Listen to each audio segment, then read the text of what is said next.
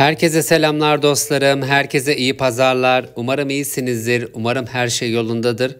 Ben de şu anda tam olarak hem bu videoyu çekerken bir yandan da çayımı yudumluyorum. Size söylemiş miydim bilmiyorum ama ben hem çay tiryakisiyim hem kahve tiryakisiyim. Her gün mutlaka kahve ve çay içiyorum. Özellikle çay, kışın 3 ya da 4 kez çay demlediğim oluyor. Hatta geçen gelişimde Türkiye'den çaycı aldım buna özel. Yazında mutlaka bir kez çay demlerim. Çünkü çayı çok seviyorum. Kapak resminden de anlayacağınız gibi bugünkü konumuz Atina'da, yani Antik Yunan'da daha doğrusu bir gününüz eğer ki yaşamış olsaydınız nasıl geçerdi? Hem bir erkek olarak hem de bir kadın olarak bunu canlandırmaya çalışacağım sizlere. Hadi konumuza yavaş yavaş giriş yapalım. Antik Yunan'da bir erkek olarak yaşamak nasıl bir deneyim olurdu diye sorarsanız, günümüz insanını direkt Antik Yunan'a ya da başka bir medeniyete ışınlarsanız sanırım herhalde adapte olamazdık diye düşünüyorum. Bazen tarihi kalıntıları ziyaret ettiğimde hayal ediyorum.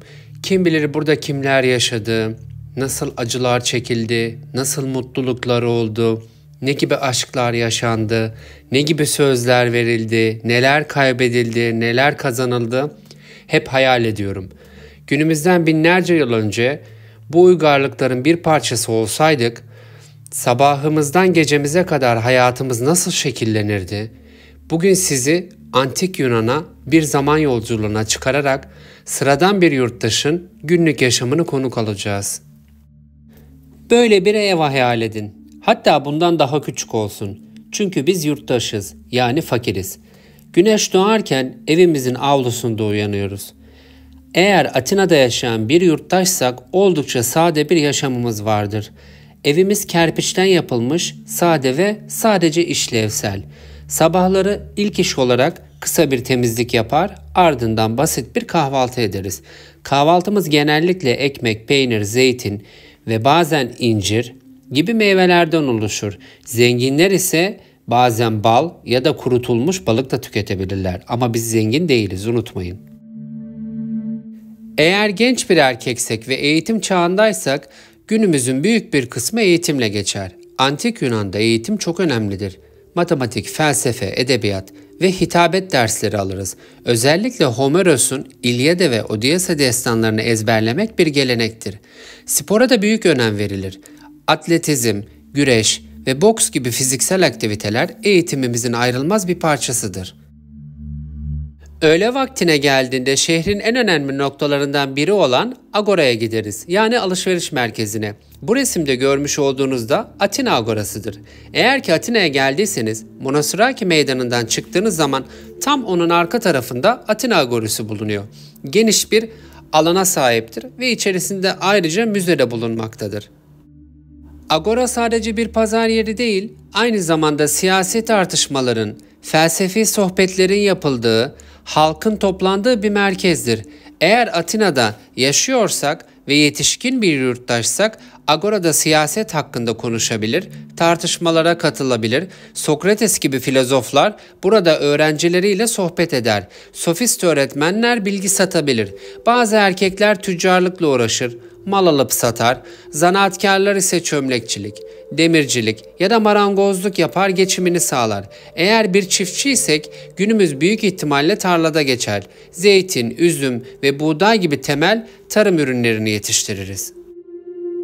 Öğleden sonra ise spor salonuna gideriz. Yani palestraya gideriz. Antik Yunan'da spor sadece fiziksel güç için değil, aynı zamanda savaş eğitiminin bir parçası olduğu için çok önemlidir.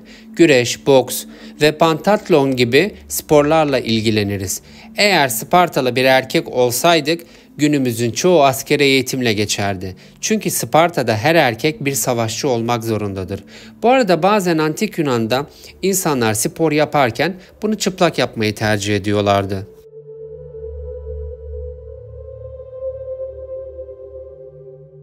Akşam saatlerinde ise eğer zengin ve toplumda saygın bir kişiysek symposium adı verilen bir ziyafete davet edilirdik. Yani sempozyum gibi düşünün. Bu tür toplantılar yalnızca erkekler içindir. Şarap eşliğinde felsefi tartışmalar yapılır, müzik dinlenir ve sanat üzerine konuşulur. Eğer daha sıradan bir yurttaşsak yani fakirsek akşamımızı ailemizle birlikte evde geçiririz. Sofrada genellikle balık, sebze ve tahıl ağırlıklı yemekler yer alır. Antik Yunan'da et tüketimi lükstür ve genellikle kurban törenlerinde yenir. Geceleri ise tanrılara dua ederdik. Antik Yunan dünyasında tanrılar hayatın her alanında etkilidir. Zeus'tan adalet, Athena'dan bilgelik, Ares'ten cesaret dilerdik. Uykuya dalmadan önce rüyaların tanrıların mesajları olduğuna inanırdık. Sabah olduğunda yeni bir gün yine eğitim, siyaset ve spor dolu olacaktır. Yani dostlarım kısacası Antik Yunan'da bir erkek olsaydık bir günümüz böyle geçerdi. Ama şunu unutmayın, Antik Yunan'da bir erkek olmak sadece fiziksel güçle değil, akıl ve bilgelikle de donanmayı gerektirirdi. Günlük yaşamımız eğitim, spor, siyaset ve felsefi tartışmalar arasında şekillenirdi. Bugün bizler modern dünyada yaşıyoruz. Ancak Antik Yunan'ın bıraktığı miras hala hayatımızı etkiliyor. Demokrasi, sanat, felsefe ve bilim. Bu büyük uygarlıktan miras aldığımız değerlerdir.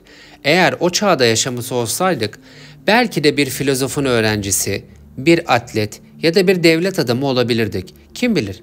Belki de bir gün tarih bizim yaşadığımız çağı da aynı merakla inceleyecektir.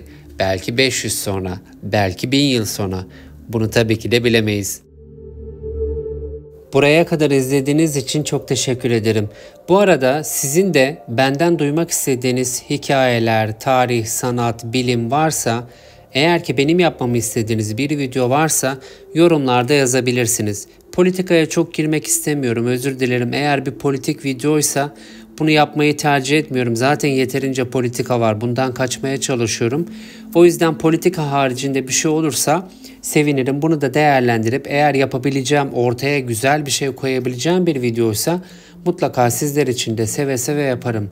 Her videomun sonunda söylemiş olduğum gibi ben Çağrı, daha güzel bir dünyada, daha demokrasinin, barışın, hukukun olduğu bir dünyada, insanların birbirine saygı duyduğu bir dünyada, bilimin ve teknolojinin iyiye kullanıldığı ve daha geliştiği bir dünyada görüşmek üzere. Şimdilik hoşça kalın. Allah'a ısmarladık.